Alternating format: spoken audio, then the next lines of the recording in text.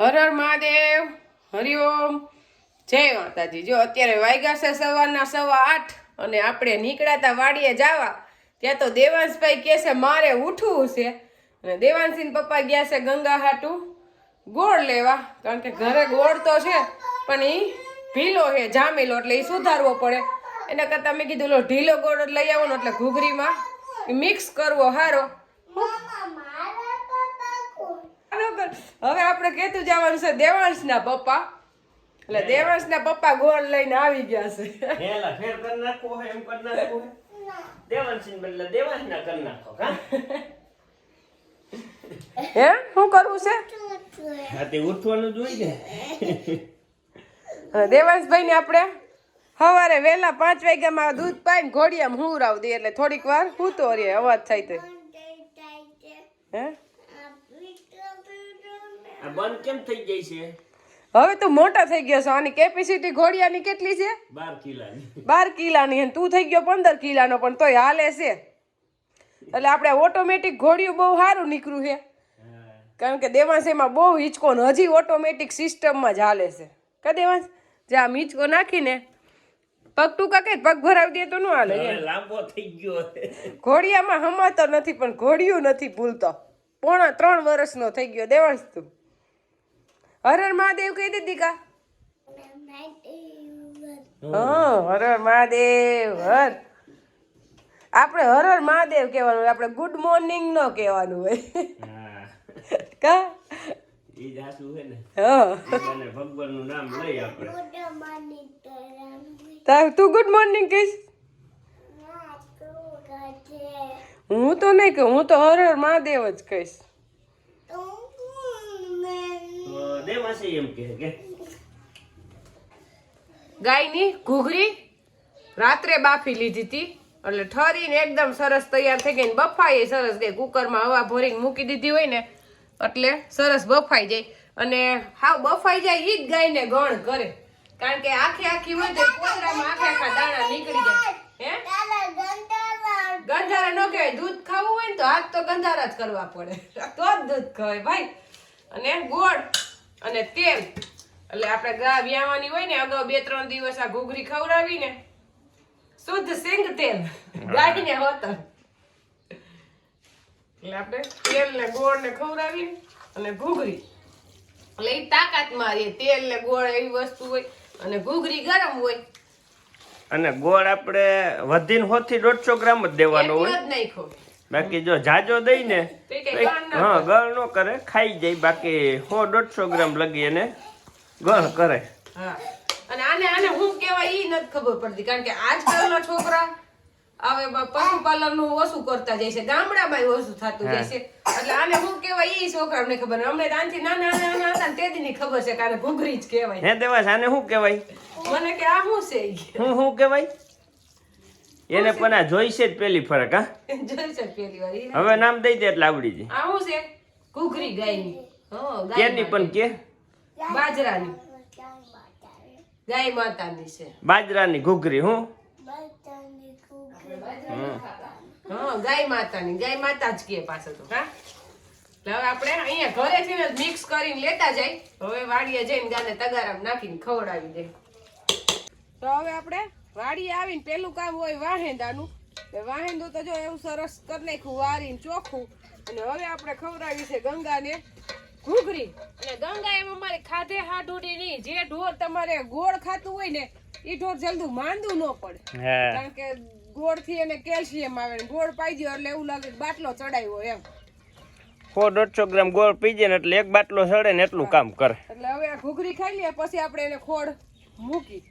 ઘૂઘરી તો હમણાં 2 ટાઈમ ખવડાવવાનું ચાલુ જ રાખવીશ, ન્યાય નહીં ત્યાં લગન, પછી ખાઈ ન ખાઈ નક્કી ન હોય, વ્યાણા પછી તો અમુક ઢોર ખાઈ નોય ખાય, 4-5 દી કદાચ નો ખાય એમ। હા એટલે ભાવે ન ભાવે ને એવું હોય તો આટલું ખાઈએ ને ત્યાં ને 10-11 વાગ્યા લગન તો નીરની જરૂર ન પડે ને, એક નીર તો સવારે વહેલી અહીંયા કરી દીધી વાડી વાળા ભાઈ, સવારમાં વહેલી 6 વાગ્યામાં એક નીર કરી દીધી। હા હવે બપોર લગી નીર નહીં ખાવી પડે હા ઊભી રહે એમ ઘરે।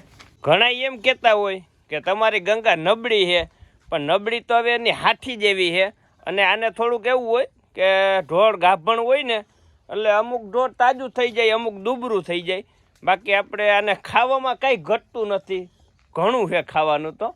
પણ મેન વસ્તુ શું હોય કે અમુક ઢોળ તાજું થાય ને અમુક નબળું પડે. હા એ તો કહો હમણાં આ ગાભણી થઈ ને તે પછી નબળી પડી. ખાવામાં થોડુંક ઓલું કરતી હોય, ભાવે ન ભાવે ભૂખડ એક ખાઈ છે વાઢ્યું. હા એટલે નબળી નથી, પાછી તાજી થઈ જાય. કારણ કે અમારે ઢોર નબળું રે જ નહીં, આની હાચવણ જ એવી હોય અમારે. દેવાનસિંહ પપ્પા વાવી જેટલું દે, ગાજર વાવ્યા, બીટ વાવ્યા, મકાઈ વાવી, વાઢ્યું ખડ છે અને એટલી નીર તો છે જ. ગોમતી ખડ ખવડાવજો હાલે.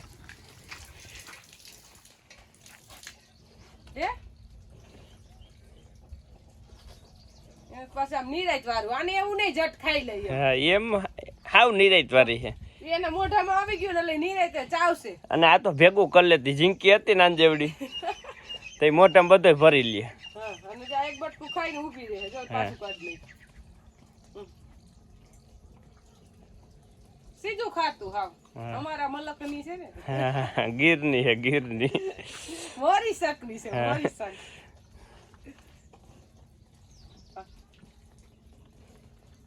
આ તો થાય ગંગાથી ઊંચી હો. હા એની ઊંચાઈ કઈ નહીં ઘટ. હજી તો આ કેટલી થાય? હવે 1 વર્ષ ને 3 મહિનાની જ થઈશ. હા એટલે ઊંચી પૂરી થાય. આને હે ને પણ તમે એમ કરીને ભલે નહીં જો મજા આવે. હું તો રોજ થોડીક વાર આવીને આની ટાઈમ કાઢું 5-10 મિનિટ તો આમ આવી રીતના આની આરે રહું. પાછી ગંગાનું નક્કી ન હોય, આવી રીતના ઉભા દે નો દે આ તો દે પહેલેથી જ એવાય હોય ને પહેલેથી તો વાંધો ન આવે. ગમતી ખોડ હાટું હવે ઈ એમ કરે. આ બધી વસ્તુની કાળજી રાખવી પડે એટલે આને માવજત દેવી પડે એટલે સીધા ગુલાબ આવ્યા જો. ક્યારો કર્યો ને સાણ નાખ્યું ને નવી ધૂળ નાખી ને એટલે ગુલાબ ખીલવા માંડ્યા. એટલે હવે આપણે ગુલાબનો પ્રશ્ન રહે નહીં. સીધા 2 ગુલાબ આવ્યા 4-5 દિવસથી ને ફૂટે એવી ફરતી આવી ગઈ. નકર મને એમ હતું કે આ રોપડો વયો જાય. કેટલી ફૂટી ગયું જોઈ લે. હા જો આ બધી ફૂટ આવી ગઈ. લાલ કલર જે દેખાય ને બધી ફૂટ છે. અને સાણ નાખ્યું ને એ વધુ ગણ કરે. બધાય ગુલાબમાં ફૂટ આવી ગઈ ને આમાં તો પેલા આવ્યા ત્યારે જ સીધા ગુલાબ આવ્યા હતા 4-5 એટલે આમાં સીધા ગુલાબ જ આવવા માંડે. હા એટલે કોઈ પણ વસ્તુમાં બેદરકારી કરીને તો કઈ થાય નહીં. એટલે આ ગુલાબમાંથી આપને ઉદાહરણ મળે કે ખેતરમાં આવી રીતે જ હોય. પાણી ખાતરને ટાઈમે ન મળે. હા એટલે એમાં ઉત્પાદન ઘટે. પછી આપણે સહેલા વિચાર કરી કે આમાં કેમ કાંઈ થયું નહીં. એનું કારણ તો આપણે જ હોય. નજર હબુ છે ને એ તો. જો 25% કુદરત ઉપર હોય પણ મહેનત કરવી તો આપણા હાથમાં છે ને. તો પાણી ખાતર ને દવા ટાણે ટાણે મળે ને. હા તો ઉત્પાદન થવાની શક્યતા જાજી રહે. હા એ તો આપણે ગુલાબને જોઈ જ લીધું. આમાં ગુલાબ બંધ જ નહીં થાય, આવ્યા જ રાખશે. ને આ ફૂલ તો આપણે કઈ ઘટે નહીં એવા જ છે. રોજ આમાંથી લઈ પણ આમાંથી હવે ખૂટે નહીં. મોટા મોટા સરસ પીળા ફૂલ હવે તો એકદમ ખીલે. અને હવે ઓમાંય ચાલુ થઈ ગયા છે આ 3જી આયરમાં. આપણે કેટલી 3 આયરું છે એટલી છે પણ આમાં ઠેલી ભરાઈ જાય. અને આપણે જે મરસીની આગળ વાવ્યા છે એ તો અલગ. હવે દેવાનસિંહ પપ્પા બેસી ગયા છે ચા પીવા. નાનજી બાપાએ મૂકી દીધો છે ચા. કડક મીઠી કઈ નો ઘટે. એમાં ભઠ્ઠે પકવતા હોય ને એમાં પાછું ઠંડી હોય એટલે તાપતા જાવ એટલે મીઠી જ લાગે. નહીં ભેગું ટાઈટ ન હોય.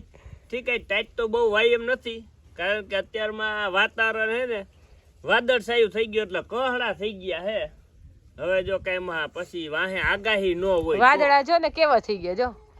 એમ થાય કે વાહે કદાચ આગાહી હોય તો આપણે ખબર નથી. આખું વાતાવરણ પેક થઈ ગયું. એમ થાય વરસાદ કેમ આવવાનું હોય. અત્યારે શિયાળાનો માહોલ નથી લાગતો. એમ થાય કે ચોમાસા જેવું થઈ ગયું છે. 9:30 થયા. 9:30 તો બેહાઈ ને એવી ટાઈટ હોય. જો આપણે નાનજી બાપા તો આમ તો વારંવાર વિડીયામાં આવે છે પણ તેમ છતાંય આપણા નવા સબસ્ક્રાઈબર હોય એને ખબર ન હોય કે નાનજી બાપા કોણ છે. નાનજી બાપા કડવા પટેલ છે અને અમારે ને એને તાસીર મળી ગઈ છે. એટલે નાનજી બાપા 2-2.5 વર્ષથી આપણા ભેગા જ છે અહીંયા જ. કારણ કે ઉનાળામાં તો અહીંયા જ રહીએ. અત્યારે આ મહેશભાઈને આવે તો અહીંયા પાછા ગામમાં વહી જાય. બાકી ઉનાળે તો એ ગામમાં જતા જ નથી, વાડીએ જ રહે છે. એટલે નાનજી બાપાનું ઘણી કોમેન્ટમાં પૂછે છે કે નાનજી બાપા શું થાય તમને. નાનજી બાપા અમારે સંબંધ, નાનજી બાપા હારામાં હારો, એમાં કાંઈ ઘટે નહીં. નાનજી બાપાને અમારે લેણા દેણી કઈક ઓલા જન્મની હઈ છે. નાનજી બાપા હા કઈક હોય તો જ આ ભેગું થયું હોય ને. હા પૂરવાનું કઈક અવરાવરું હોય માંગણું. અને પાછું એમ પૂછશે કે નાનજી બાપા કડવા પટેલ તો તમે કેવા. નાનજી બાપા કડવા પટેલ ને અમે રાજગોર બ્રાહ્મણ. એ પાછી ખબર ન હોય ને, કારણ કે આપણે આગલા વિડીયામાં ઠેઠ માહિતી દીધી હોય. જો આપણે ભાખરવડ ગયા હતા ને ત્યારે દેવાંશીન પપ્પાને આપણે જેટલું કામ કીધું ને, આ કામ તમારે કરી નાખવાનું છે, આ કામ કરી, એ કામ તો બધું કરી જ નાખ્યું, પણ એનાથી કામ વધુય કરી નાખ્યું. હું આવી ને ત્યાં તો જે આપણે મરચાની પથારી કરવાની જગ્યા રાખી હતી ને, એમાં ચણા વાવી દીધા ને એમાં ચણા ઉગી ગયા છે, કાંઈ ઘટે નહીં એવા. ને એમાં ચણા વાવ્યા છે ઓલા આપણે ઝીણા, ઓલા કાબુલી ચણા એમાં નથી વાવ્યા. એટલે આપણે ઓલી બાજુ જગ્યા રાખી હતી રોપવાળામાં તલી વાવી હતી એમાં, અને અહીંયા જગ્યા હતી મકાન આગળ, એમાં બધાયમાં દેવાંશીન પપ્પાએ ચણાનું વાવેતર કરી નાખ્યું છે. એટલે આપણે આવીને આમ કાંઈ પ્રશ્ન જ ન રહે. જો આપણે જે મરચા હુકવવા માટે જગ્યા રાખી હતી, પછી કીધું હવે તો મરચા તો આપણે કાંઈ હમણાં હુકવવા નથી, એમાં આપણે પીરા ચણાનું વાવેતર કરી દીધું. અને આપણે ચણા વાવ્યા છે 18ની જારીએ વખેડ્યા, કારણ કે મોડા વાવ્યા એટલે પછી કાંઈ 24ની જારી કે 28ની કે 36ની જારીએ ન વાવવાનું હોય.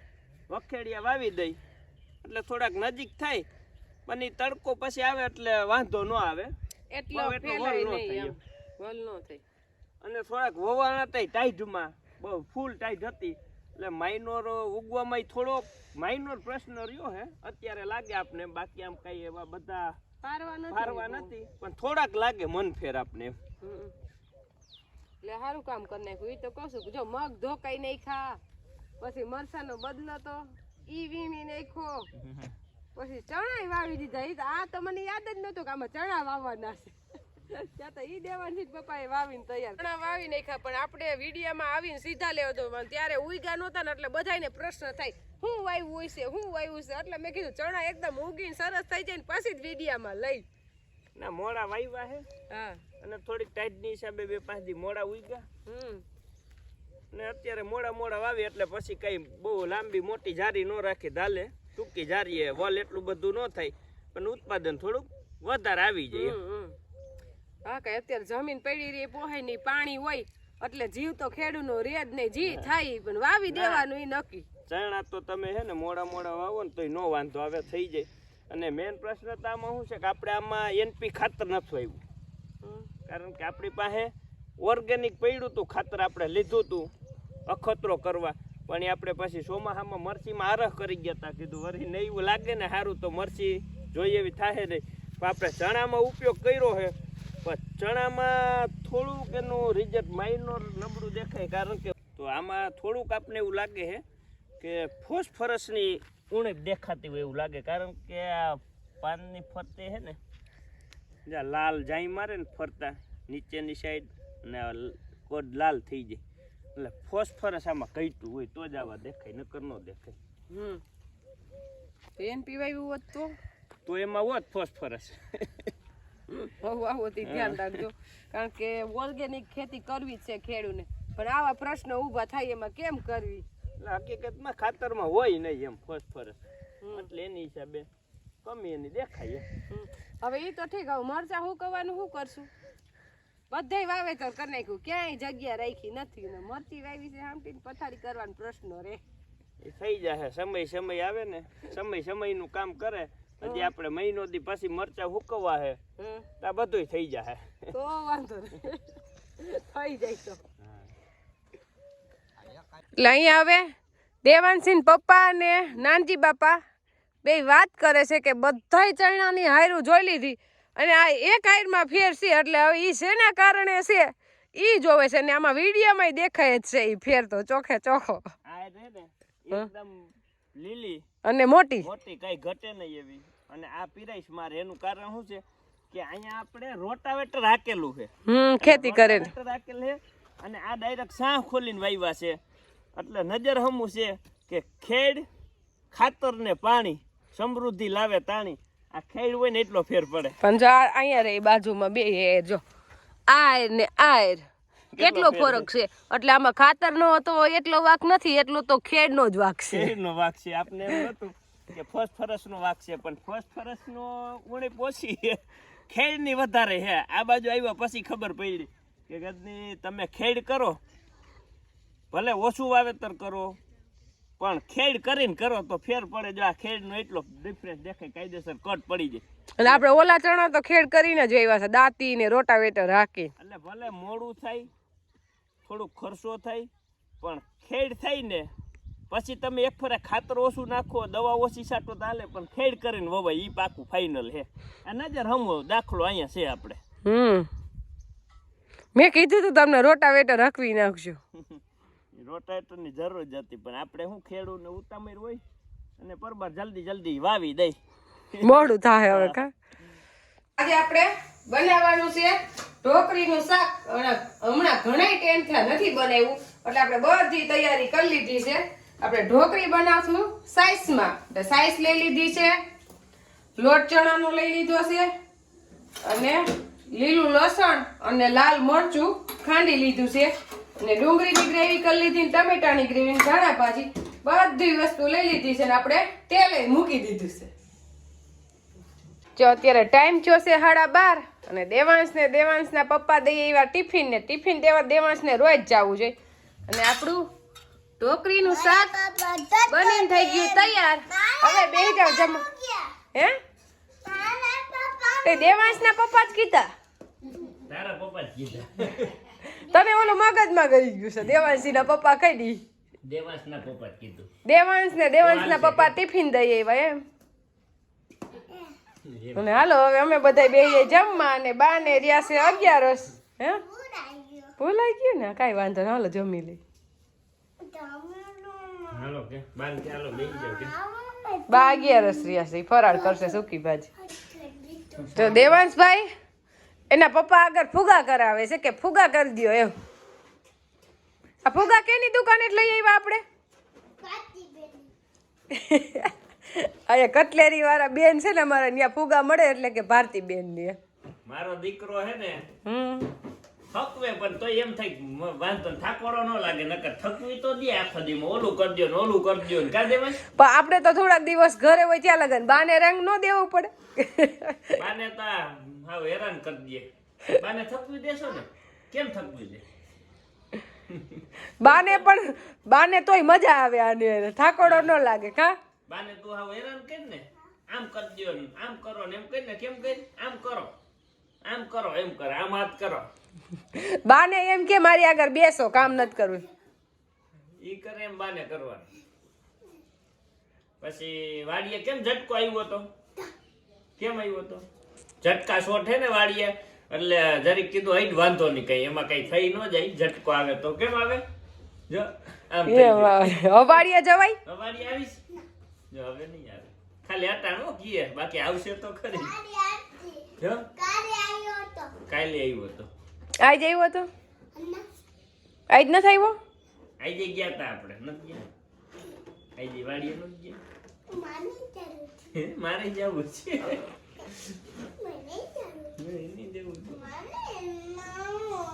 આ દેવાંશી પપ્પા એને ફૂગો કરી દો ને. આમ જો દેવાંશી પપ્પા ફૂગો કરી દો ને. દેવાંશના પપ્પા બસ. દેવાંશીના નહીં કહેવાના કે દેવાંશના કહેવાના. ઈનો મજા આવે કા દેવાંશ. હવે હાથીની અંબાડીએ ચડાવી દો ફુગા, બાંધી દો કે સિંગે બાંધી દો. હજી એક કરશો?